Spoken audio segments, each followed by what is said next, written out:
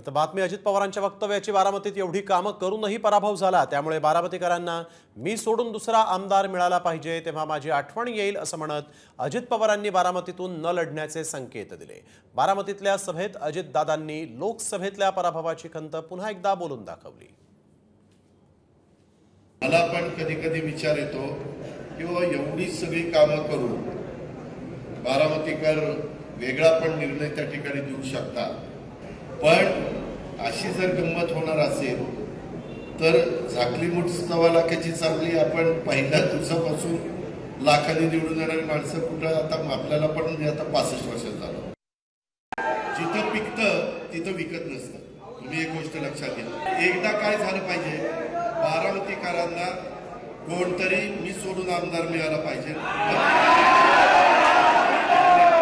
आणि मग एक मिनिट, मग तुम्ही माझी 91 ते 2024च्या माझ्या कारकिर्दीची तुलना करा। महाराष्ट्रातील सर्व बातम्यांचे विश्वासार्ह व्यासपीठ, सकाळच्या सर्व सोशल मीडिया प्लॅटफॉर्मला लाईक, फॉलो आणि सबस्क्राईब करा। तसंच सर्व नोटिफिकेशनसाठी बेल आयकॉन प्रेस करायला विसरू नका।